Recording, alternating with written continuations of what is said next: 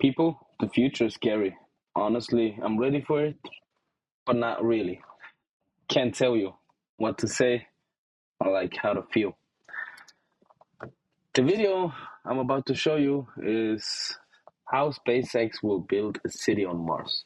I mean, like, that will be reality. One day it is reality. And that topic is also tied to AI and drones, robots, drones as well, yeah.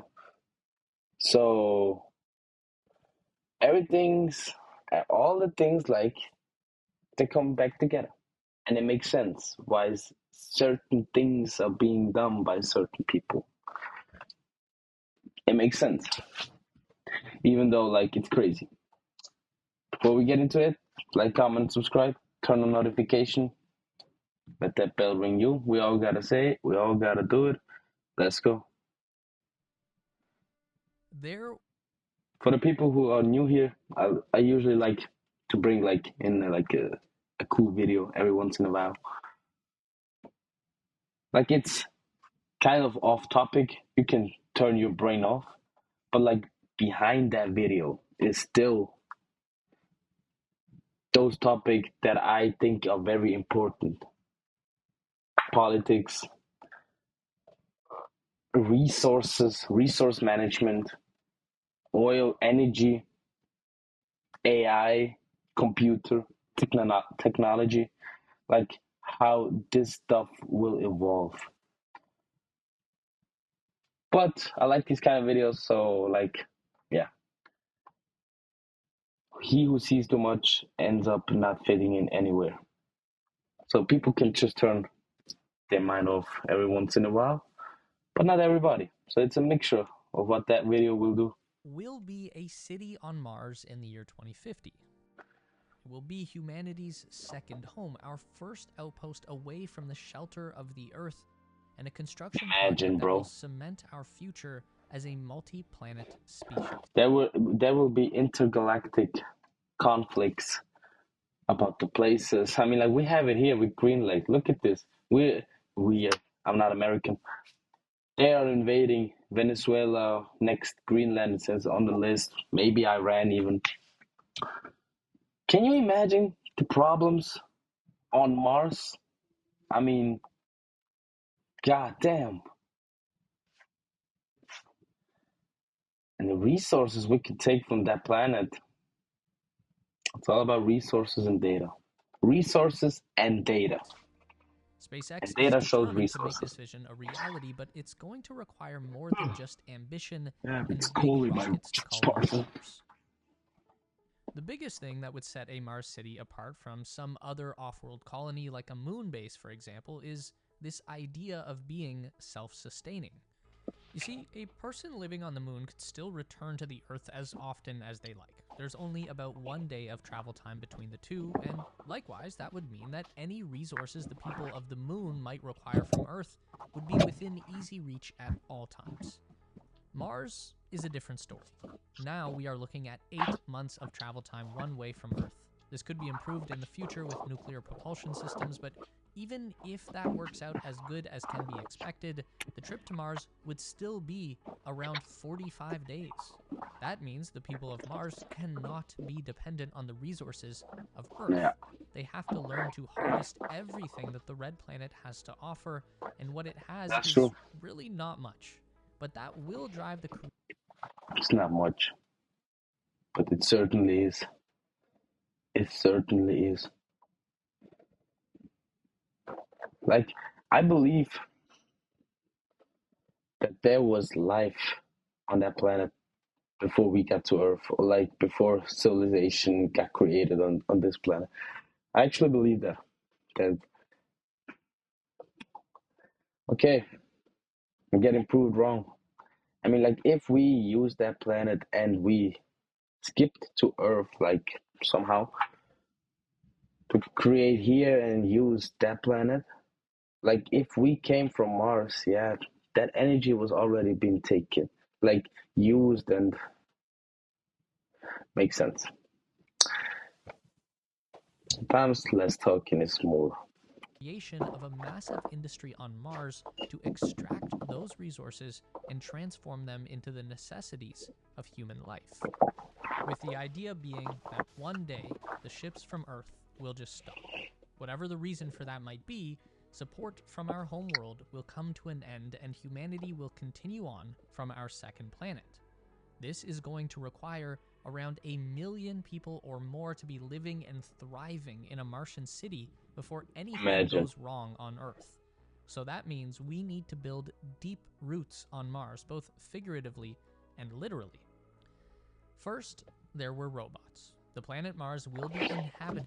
Like, before we get to the point, I've seen a video of a scientist talking, and he was like, "Yeah, Elon Musk probably sparked up a doobie, smoked a little bit, and was like, oh,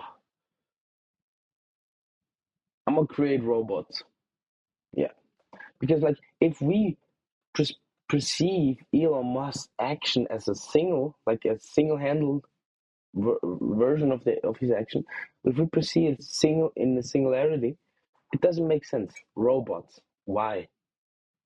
To to to help support the people here, yeah, to collect data as well, to sell it to governments. I mean, like, it's no secret. But if we have the ability to see the whole picture, then it makes absolutely sense. Like, for example, Tesla, a battery powered car. Combustion engine won't work on Mars. Battery will. Labor force. What we gonna need on Mars to build cities, build structures? Robots. Humans can't be on the Earth's surface. Robots can. Elon is drilling tunnels right now. For what? For what purpose? Yeah, resource mining, energy location, and oil extraction. Those, sure, but still, we are not gonna survive on the surface on Mars. This will be in tunnels. Makes sense. Vehicles to get around, robots to create labor, tunnels to be inhabited. And for all of that, as a big grand finale picture, it makes absolutely sense to go there, right? Solar. How are you gonna battery everything? There's no place shortage on that planet. Not quite sure, and I don't want to talk shit, but it's a hell of a lot bigger than Earth. 15 to 30 times. Maybe I'm capping, bullshitting, not quite sure. But still, there's no problem with space. So you can just fill like a whole plantation, field, 100 kilometers per 100 kilometers, 100 square kilometers, full of solar panels. They will battery everything, and that's gonna work. And if you see everything as a whole, his actions make sense. Maybe he just wants to go back to his planet. By dozens, maybe hundreds of robots before any person ever sets foot.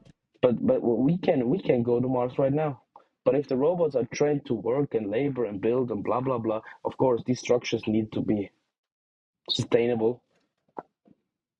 You know what I mean? These structures need to be sustainable, and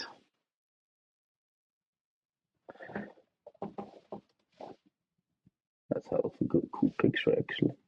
Looks like the building of the World Trade when they were on these metal. That's the future. That's nice, man. That's nice. Now these structures need to be sustainable, of course. But we can't go right now to Mars. We can't live there. We'll die. But robots, we can ship them technically, in theory, tomorrow. And when we do get there, we'll be following in the footsteps of this thing, Optimus, the Tesla Yeah. bot. It's probably not a coincidence that a sister company of SpaceX is making the exact technology that they're going to need to start building on Mars. Optimus is a fully autonomous AI-powered humanoid, and it's designed to take over any job that is currently done by people. But on the flip side of that, Optimus could also begin doing a job that will eventually be See, taken over people, by a person, like a Mars colonist, for example. it The makes thing about sense. Mars is that it's just too far away and too inhospitable to simply launch a crew of human beings out onto the frontier and let them fend for themselves. It may have worked for the Europeans colonizing the New World, but the journey to Mars will be by far the most dangerous migration that humankind has ever experienced. Yeah, of The course. surface of Mars is colder than Antarctica. It's drier than the Sahara Desert, but with even bigger dust storms, and the atmosphere is so thin that liquid can't even exist. There's just not enough pressure to hold it together. So what you get is instant evaporation. I think like all the resources are beneath the surface.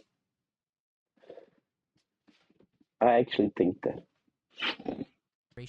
People are mostly liquid, so outside of a pressure suit on Mars, you would instantly start to freeze, boil, and suffocate all at the same time. And even if you did stay safe inside your suit, you're still likely to get a heavy dose of radiation. The lack of atmosphere out there means that there's almost nothing separating the Martian surface from the colossal nuclear reactor in space that we call our sun. This is why SpaceX has already made their plan to launch the first ships to Mars with Optimus robots on board. See, Optimistically, this could happen as early as 2026. Space optimistically. In theory, tomorrow. In theory, if the bots were already smart enough to create structures, I hope they're not, because like then 500 million people will be unemployed. SpaceX has a roadmap that shows 5 Starship landers heading to Mars, each one loaded with 10 tons of payload. Now, the only real goal of that first train And see, these rockets need to land again. Elon Musk finally made a rocket who could land after taking off. That was huge. That was huge. it will be to land at least one ship without crashing. That's why they want to send more than one at a time, because there will probably be a learning curve. Yeah. One of the things we know about SpaceX is that they learn through trial and error, and oftentimes that means stuff blows up at first, but once they get it right, they're able to lock in and just keep Damn, executing very nice. consistently.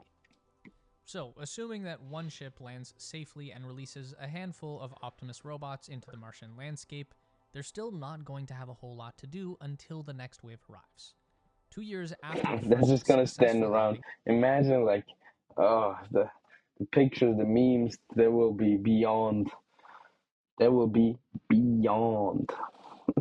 is when the first real colonial fleet arrives.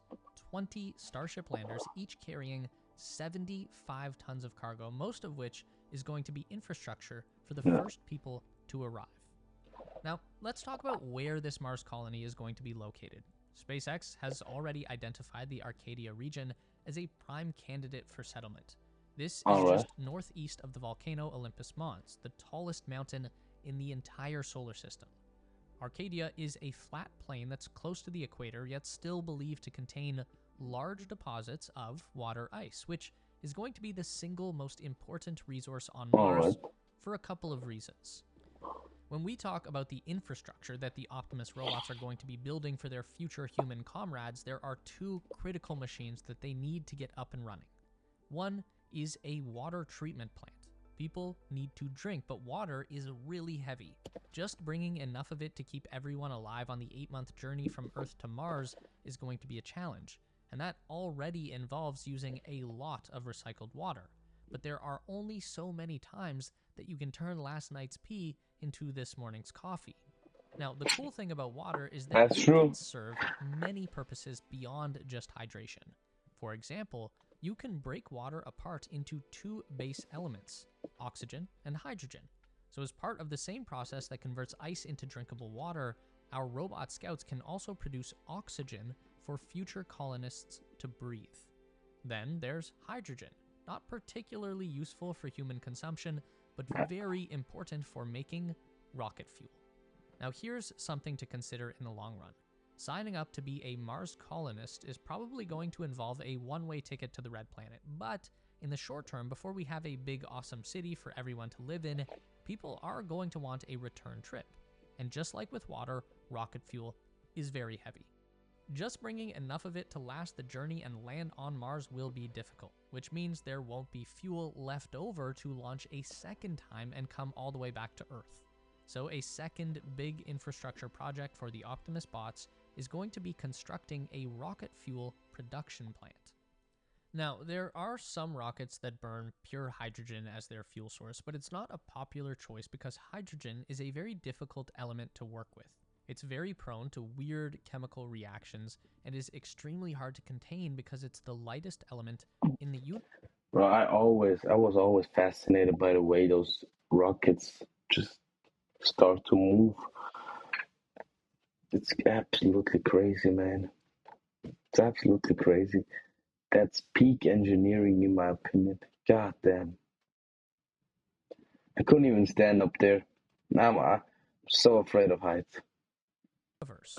That is why SpaceX chooses methane as their fuel for Starship. It's hydrogen with a little bit of carbon mixed in.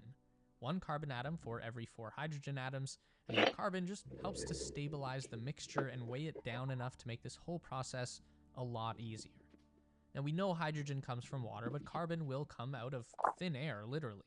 What little atmosphere Mars does have is mostly carbon dioxide, so a carbon capture device would be able to extract the necessary atoms from the air. You get carbon to make methane Not and bad. some bonus oxygen for people to breathe. You already got Now, it figured in out. order to support the new robotic manufacturing industry on Mars, there's going to need to be a mining operation as well. The water ice that we are going to need is located under the ground. That means we need to dig it up. And again, probably not by coincidence, SpaceX is going to have access to some boring technology from another sister company. Now, a full-scale tunneling machine is not going to be See what I mean? See what I mean? All the parts that I mentioned like 10 minutes ago is starting to make sense, right? Tunnel, battery, solar, robots, and intelligence. They can't think. They can, everything's planned. Everything's planned.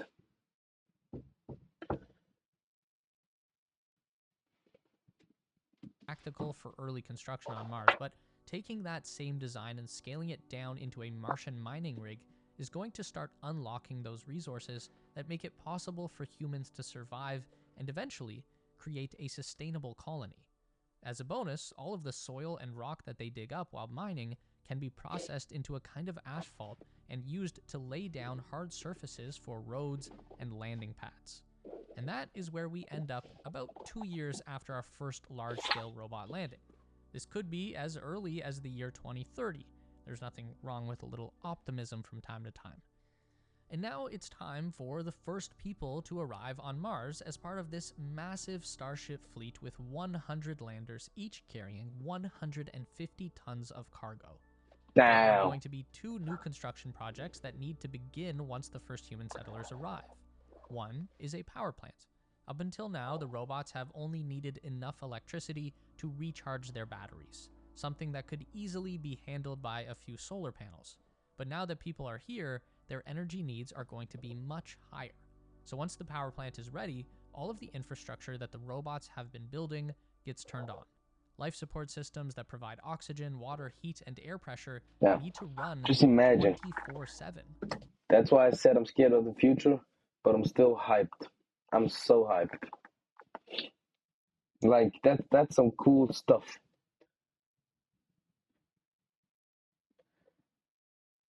That's something I would have wanted to work at as well. Not SpaceX, not like, but something with like the galaxy, the universe, where in question mark, like a quote unquote, where we come from, our heritage. Like the universe is so big and beyond, bro. The length of one day on Mars is almost exactly the same as a day on Earth, which means that every 12 hours or so, it's going to get dark. And that means solar panels need to be hooked up to batteries. Big ones. By now, we can probably say it's not a coincidence that Tesla has been manufacturing large battery storage systems that they call the Megapack. You can fit a couple of these inside of a Starship lander, and just one Megapack can power a small town for a couple of hours. So keeping a small Mars colony alive overnight is actually more than doable. But people also need homes on Mars. The advantage of the Starship lander with its gigantic size is that it can continue to provide adequate shelter for people long after they touch down on Mars, so there's no rush to move out. But Starship is also not an ideal long-term home. It's very tall and narrow, and you have to take an elevator every time to get in or out. So now, people and Optimus bots work together to build the first permanent habitat on Mars. Okay. These habitats can take many forms. The first one that comes to mind for most people is going to be a big glass dome. And that's maybe something we can figure out a lot further down the line of city construction, but for the first Martian homestead, that's just way too hard. For example, we don't build a lot of giant glass domes on Earth, but the closest thing ever made to a sci-fi Mars city would be the Singapore Airport Nature Dome. This covers 135,000 square meters of internal space, and the structure itself weighs 3,500 tons, which would be at least 350 Starship loads of material just to build one dome, plus all of the construction machinery you would need on Mars to actually assemble something of this size. Now, we can build domes. Imagine, bro, that's resource management, bro. There's nothing like that, bro. All those bulldozers and excavators putting there. Just have to think more about working with the natural environment of Mars. For Yeah. example, we can make an ice dome. It's an idea that's currently being studied by NASA's Langley Research Center, and it takes advantage of the natural insulating power of water. This is the same reason why Inuit people in the north make igloos. Frozen water will keep heat in, but just as important on Mars, it's going to keep radiation out. You see, water is actually one of the best shields against deadly radiation from the sun. The ice dome begins with an inflatable donut-shaped module at its base. Then a solid mold for the dome shape goes up around that, and finally, autonomous robots would fill the dome with water ice sourced from the Martian surface. The ice would be translucent enough to allow natural light to shine through, which is going to benefit the natural sleep cycle and mental health of people living inside. This makes the ice dome ideal for a house, As but long it as might I can lack play the versatility Battlefield. required for bigger and more diverse infrastructure like research labs and factories. So keeping the inflatable module at the core, which is something that we can make on Earth in pretty much any shape and size we might need, and then fairly easily ship to Mars in a single rocket, then we just need a more versatile material to cover it over and provide that extra strength in a solid shell.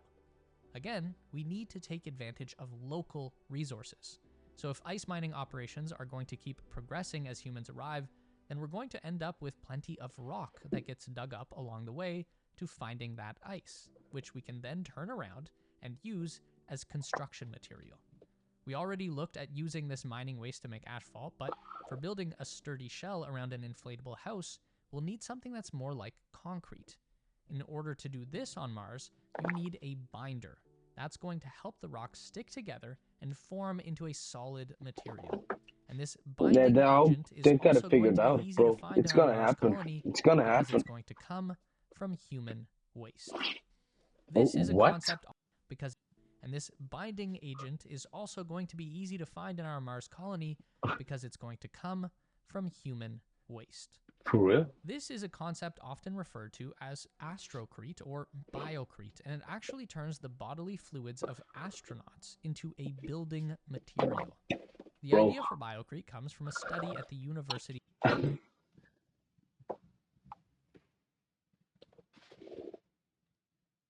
It's not that early, not at all. But I wasn't ready for that. I was just not. I was not ready for that. God damn. Of Manchester, and they've tested this process using human blood, sweat, and urine. Now, for an ideal Mars colony, we would hope to avoid shedding too much blood and sweat, but assuming we can all stay hydrated, there should be an abundance of urine to go around. We know that it's possible to extract drinkable water from our pee, but there's also a lot of waste product that gets filtered out. That's called urea, and that's the good stuff. It can actually be mixed with the soil on Mars to make a concrete even stronger than what we build with today on Earth. I know that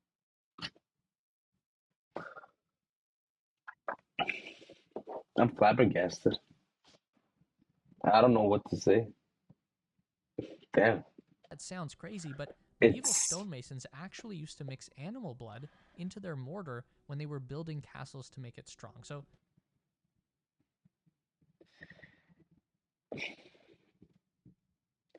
animal blood worked on Earth to build castles, and human pee works on Mars.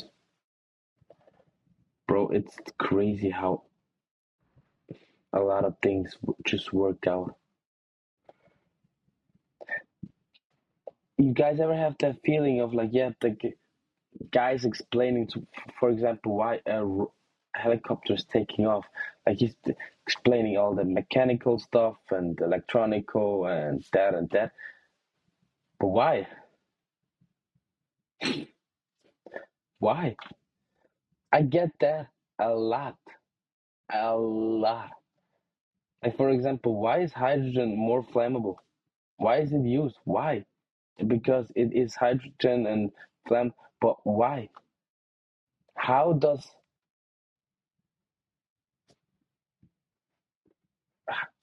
one of those create? You know, like I don't want to sound stupid or something like. But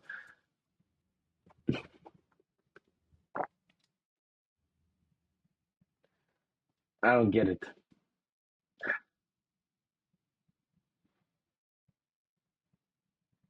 How a computer can? I don't get it. It's like some alien sci-fi technology. I don't get it. Let's go. this isn't entirely new. And then there's food, which is arguably going to be one of, if not the hardest aspect of a self sustaining city on Mars. Just ramen Just noodles like and you're water fine. and fuel, there's only so much food we can possibly bring down along with us from Earth. So at some point, we will need an abundant supply of Mars grown nutrition. Farming is difficult under any circumstance. Even on Earth, it's one of the toughest jobs around, but Mars poses a unique challenge to growing food. The soil is literally toxic. Martian soil is laced with something we call perchlorates, which contain chlorine, which is the stuff we put in swimming pools to stop bacteria from growing. So the same goes for anything you might want to plant in Mars soil. The perchlorates are going to stop it from growing. Damn. And that leaves us with two solutions that are about equally as challenging. Either we need to transport all of our soil for agriculture from the Earth to Mars, Oh, which even a starship full of dirt is not that much when we're trying to grow food for 1,000,000 people. Or we need yet another Mars based industry for processing soil, removing perchlorates so you can have processed food on Mars.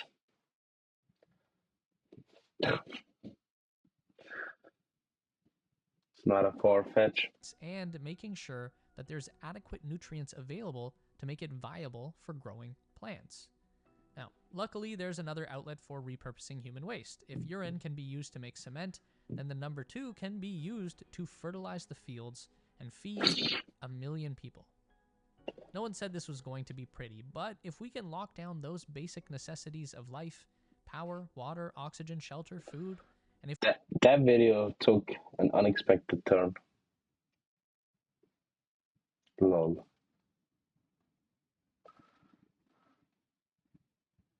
Yeah, for real. It's not gonna be easy. And pretty.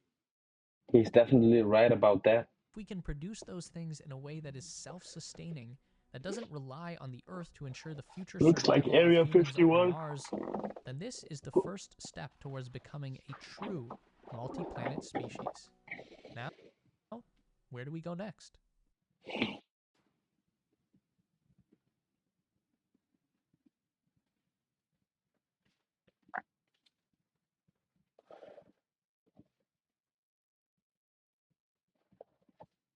Yeah, the future is interesting. I'm glad I grew up in that timeline. to maybe expect to maybe be able to see that interstellar travel. Imagine that. That's some cool stuff, man. Without going behind every aspect of things and like down talking it. But there's some hydrogen with a little bit carbon makes it. I've never heard of methane being described, and I like it. Yeah, it's true.